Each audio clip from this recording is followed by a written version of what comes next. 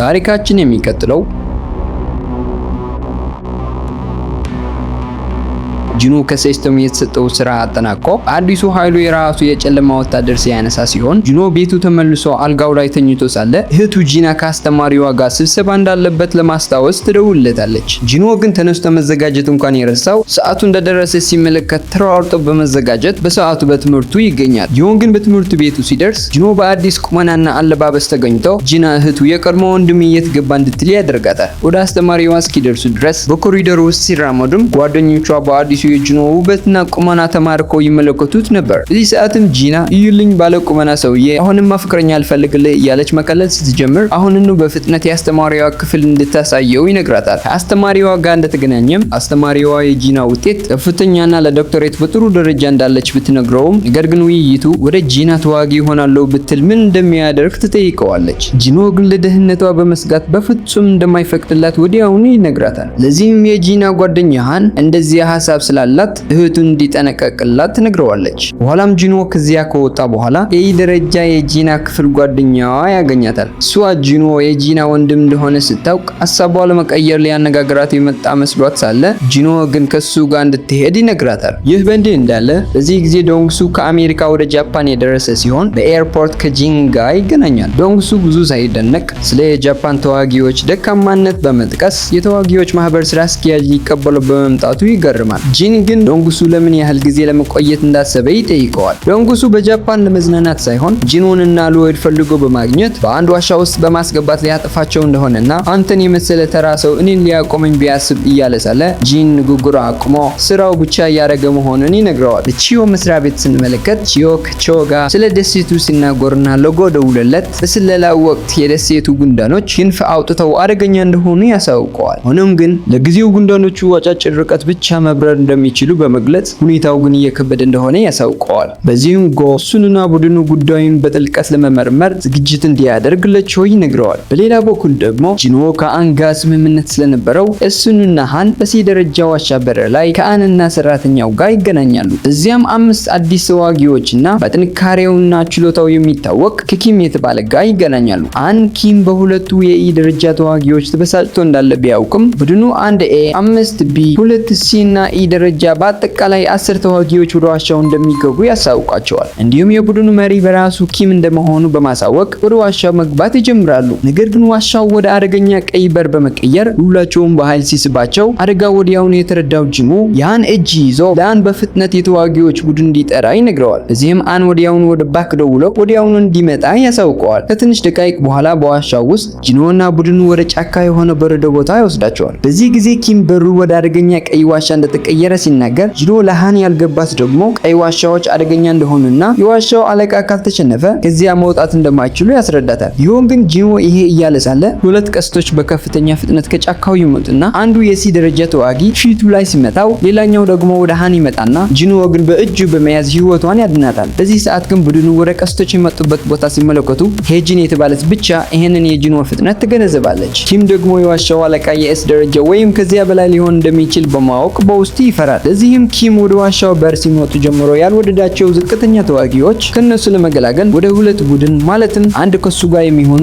ጠንካራዎቹ ሌሎቹ የደካማ ቡድን ደግሞ ለብቻቸው በማለት ይከፋፍላቸዋል። ሁሉም የኤ እና ቢ ደረጃ ተዋጊዎች የኪም ቡድን የተቀላቀሉ ሲሆን አንድ የሲ ደረጃ ደግሞ ከኪም ጋር ለመቀላቀል ቢያስብም ኪም ግን ገፍቶ ደካማ ወደ ደካሞች ይለዋል። በዚህም ኪም እዛ ከሱ ጋር ያሉ ደንታ እንደማይሰጣቸው ሁሉም እንደገባቸው ሄጂን ደካማውን ቡድን ለመቀላቀል ትወስናለች። ሁለቱም ቡድኖች ከመለያየታቸው በፊት ግን ሄጂን ለብቻዋ ወደ ጂኖ ቀረብ ብላ ቀድሞው ሃንን ለማዳን የያዘው ቀስት ኪም እንዳላስተዋለው ገልጻ ጂኖ በእውነት የኢ ደረጃ ተዋጊ እንዳልሆነ ትነግረዋለች። በዚህም ሁለቱ ቡድኖች ወደ ተለያዩ አቅጣጫዎች ያመሩና ኪምና ቡድኑ ወደ ሜዳማ ቦታ፣ ጂኖና ቡድኑ ደግሞ ወደ ጫካው ያመራሉ። ከትንሽ ደቂቃ በኋላ የኪም ቡድን እየተጓዘ ሳለ ኪም ቆም ብሎ በአንድ ዛፍ ላይ ያለውን የጥፍር ምልክት በማሳየት የበረዶ ድቦች እንደሆኑ በመናገር ሌላኛው ቡድን ተስፋ እንደሌላቸው በደስታ ይሰናበታቸዋል። በዚህ ጊዜ 3 ድቦች ያጠቋቸዋል። አንዱ ወደ እሱ ሲዘል ኪም ጠንካራ መከላከያው የድቡ ጥፍሮች በመስበር ወዲያውኑ ወደ ሁለት ይሰነጥቀዋል። የቆሩ ሁለቱ ድቦች እየጮሁ ሲሞቱም ተመሳሳይ ነገር እያደረገ ነበር። በሌላኛው በኩል ደግሞ ሄጂን የድቦቹ ጥራጅ በማስተዋል ቡድኑ ወደ ኋላ እንዲመለስ ሀሳቧ ብታቀርብም ጂኖ ግን ወደፊት መግፋት እንዳለባቸውና ካልሆነ በኋላ እንደሚጠቁ ይነግራቸዋል። በዚህም ጂኖ ብርዱን በመገንዘብ ከሲስተም የሞቁ ጃኬቶች በማስወጣት ሲሰጣቸው ሄጂን እና ሃን እነዚህ ነገሮች እንዴት እንዳደረጋቸው ይገርማቸዋል። ጂኖ ሁላቸውም ጥያቄ እንዳላቸው ቢያውቅም ማንም እሱን ለመጠየቅ አፉን እንዳይከስ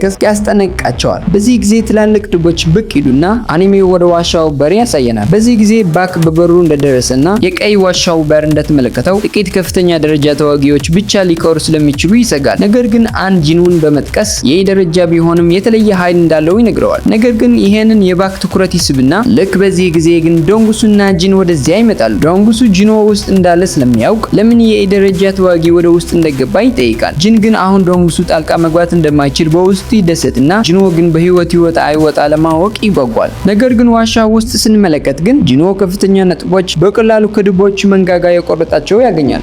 ሊጨርሳቸውም ቡድኑ በደህና ቦታ በማድረግ ጂኖ ወደ አለቃቸው ብቻው ይሄዳል። በዚህም ዝቅተኛ ሰራዊቶቹ አንድ ላይ በማንሳት ጠባቂዎቹ ድቦች እንዲጨርሷቸው ያዛቸዋል። ነገር ግን የድቦቹ መሪ እንደመጣ ጨዋታው ይቀየራል። ምክንያቱም እሱ ጠንካራ ትልቅና የተለየ ስለነበረ የጂኖ ሰራዊት እስኪጨረሱ ድረስ ይሰባብራቸዋል። ለዚህም ጂኖ ኢግሪስን በመጥራት በጥቂት ፈጣን ጥቃቶች ግዙፉን ድብ በቀላሉ ይቆራርጠዋል። ጂኖ በዚህ ጊዜ ከኢግሪስ ጋር የተዋጋው ጊዜ በማስታወስ ኢግሪስ ሰይፉን ተጠቅሞ ሙሉ በሙሉ ችሎታው ተጠቅሞ ቢሆን ኖሮ የሚሞትበት ቀን እንደነበረ ያስተውላል። በሌላኛው በኩል በጫካው ውስጥ ስንመለከት ካም ለመተንፈስ እየታገለ የቡድኑ አባል ተገድለውና የቀሩት ደግሞ እርዳታ ሲጠይቁ ነበር። ነገር ግን አንድ ከነዚህ ኤሊፍ የሚባል ጭንቅላታቸው በማለት ሲጨርሳቸው ኪም በፍርሃት እየጮኸ ይሮጣል። በዚህም ነጭ ፈረስ ላይ የተቀመጠው የኤሊፍ መሪ ኪም ወደ ሌሎቹ እንዲመራው ሲሮጥ በጸጥታ ይከተሉታል።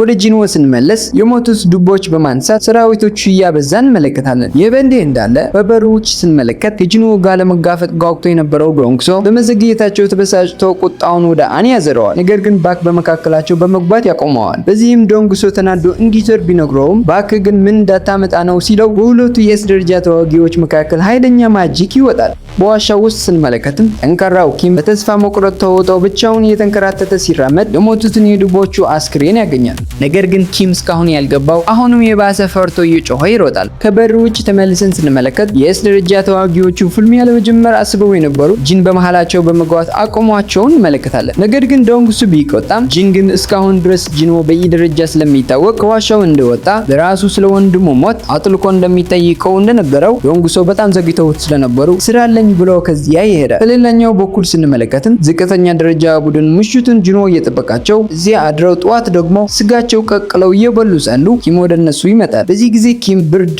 ጭንቀትና ድንጋጤ ይዞ ሌሊትን ሙሉ ይራመድ የነበረ እነሱን እንዳየ ወዲያውኑ በመናደድ የእሱ ቡድን ሲገደሉ እንዴት እነዚህ ደካሞች ሊተርፉ እንደቻሉ ሊረዳው አልቻለም። በዚህም ሰይፉን መዞ እውነቱን ካልተናገሩ እንደሚገድላቸው እየተናገረ ሲራመድ ጥቃት ከመሰንዘሩ በፊት ግን ጂኖ ከተደበቀበት ወጥቶ በአንድ ምት ራሱን እንዲስት ያደርገዋል። ሆኖም ግን ጂኖ ትኩረቱ በአቅራቢያው ተደብቆ የነበሩት ይበልጥ አደገኛ የማይታወቁ ኤሊፎች ላይ ነበረ። የኤሊፎች መሪ ደግሞ ጂኖ እንዳወቃቸው አውቆ ራሱን ጎልጦ ከጂኖ ጋር መነጋገር ይጀምራል። በዚህ ጊዜ ግን ጂኖ ለራሱ ያልገባው ሄጂን እና ሌሎቹ የሚሉት የማይሰሙ ጂኖ ብቻ ኤሊፎቹ ቋንቋቸው ይሰማቸው ነበር። በዚህም በሲስተሙ ምክንያት እንደሆነ ገብቶት የባለፈው ሃን ለመግደል የሞከረው ባንዴ ይገድለዋል። ቢሆን ግን መሪያቸው እቅዱ ሰዎች እንጂ ጂኖን ለመግደል እንዳልመጡ ይነግረዋል። ጂኖ ግን ኤሊፎቹ የሚሉት ከሲስተሙ የተላኩ እንደሆነ ገብቶት ስለ ሲስተሙ ጥያቄ መጠየቅ ሲጀምር ሊሰሙትና በውስጣቸው ዝብርቅርቅ ይፈጠራል። በዚህም ኤሊፎቹ ጂኖን ሰዎቹ ከሰጣቸው እሱ እንደማይገድሉት ይነግሩታል። እርኩሱ ኪም ግን እነሱ ጋር የሚሰራ የሚመስል ሁሉም እንዲሰጣቸውና ሁለቱ እንዲያመልጡ ለጂኖ ይነግረዋል። ጂኖ ግን ያለውን በመንቀፍ ያለውን ሰራዊት በሙሉ በማስወጣት ከኤሊፎቹ ጋር ትልቅ ውጊያ ይጀምራል። በዚህም ሌሎቹ እንዲደበቁ በመንገር ከመሪያቸው ባርክ ከተባለ ጋር ረጅም ፍልሚያ ይጀምራል። ኪም ግን እስካሁን ድረስ ጂኖን ይዋሸኝ ነበር እያለ ሊገድለው ሲመጣ ኢግረስ ትልቅ አባራ ይፈጥርና ባርካ ከመምጣቱ በፊት ኪምን ገድሎ በኃይሉ ያነሰዋል። ወዲያውኑ የኪም ማጂክ ደግሞ ትልቅ ስለነበረ ባርክን ያስደንቀዋል። ጂኖ ደግሞ በሲስተሙ አይረን ብሎ ስሙን እንደመዘገበው ኃይለኛው 3-1 ውጊያ ይጀምራል።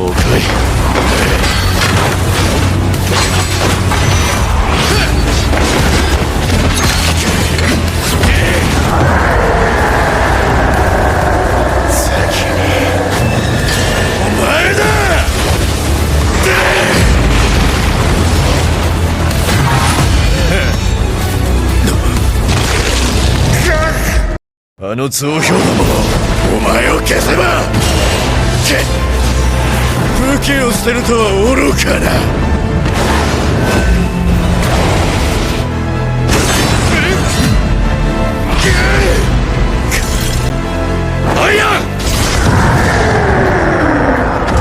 እዚህም ሶስቱ አሪፍ ቅንጅት በመፍጠር የጂንዎ ቅልጥፍና፣ የኢግሪስ መዋጋትና የአይረን የጉልበት ኃይል ባርካን እያዳከሙት ይመጣሉ። ባርካ ግን አይረን በጣም ይረብሸው ስለነበረ አትኩሮቱ ወደሱ ሲያረድ ጂንዎ በጉራዴው ሆዱ ላይ ይወገዋል። ነገር ግን ባርካ በዚህ ስለማይሸነፍ አይረን በከባድ የጦር መደሻው ባርካን መሬት ላይ በማላተም ይጨርሰዋል። ከትንሽ ደቂቃ በኋላም በሌላኛው በኩል ስንመለከት ባክና አንበር ወደ ሰማያዊ ሲቀየር እዛው ነበሩና በሁሉም አስገራሚ በሆነ ሁኔታ ከዋሻው የሚወጣ ኪም ሳይሆን ጂንዎና ደካማው ቡድኑ ነበሩ።